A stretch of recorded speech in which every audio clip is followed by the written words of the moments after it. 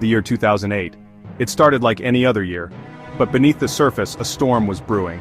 This wasn't a natural disaster, it was a financial crisis of epic proportions. Millions lost their jobs, millions more lost their homes. The world watched in disbelief as the global economy teetered on the brink. At the heart of the crisis was a ticking time bomb: subprime mortgages.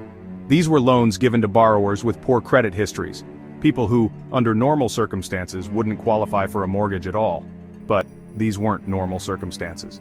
Banks, eager to cash in on the booming housing market, threw caution to the wind.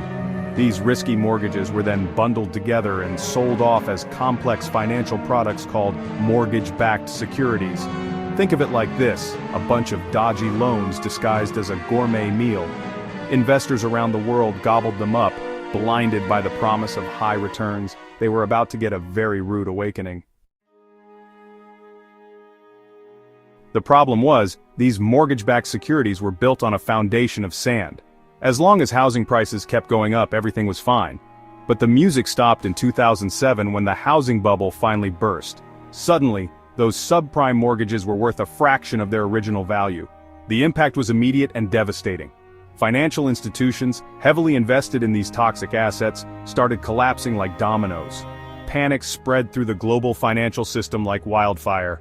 Banks stopped lending to each other, businesses couldn't get credit, the world economy ground to a halt. Faced with a meltdown of epic proportions, governments around the world scrambled to contain the damage.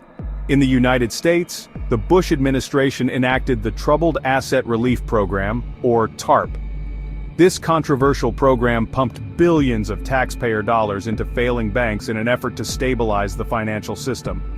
The Federal Reserve, America's central bank, also took unprecedented action, slashing interest rates to near zero and pumping trillions of dollars into the economy. These measures, while deeply unpopular with some, were credited with preventing a complete economic collapse. However, they also raised serious questions about the role of government in the free market and the risks of moral hazard.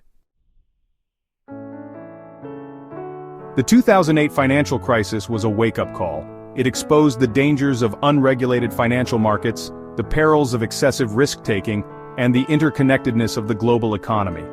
In the aftermath of the crisis, new regulations were put in place, such as the Dodd-Frank Wall Street Reform and Consumer Protection Act, aimed at preventing a repeat of 2008. But have we truly learned our lesson? The global economy is a complex and constantly evolving beast. As we move further away from the events of 2008, the risk of complacency grows.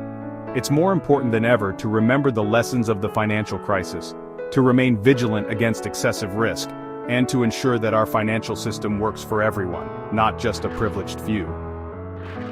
What do you think? Could another crisis like 2008 happen again? Share your thoughts in the comments below. Don't forget to like, subscribe, and hit that bell for more insights.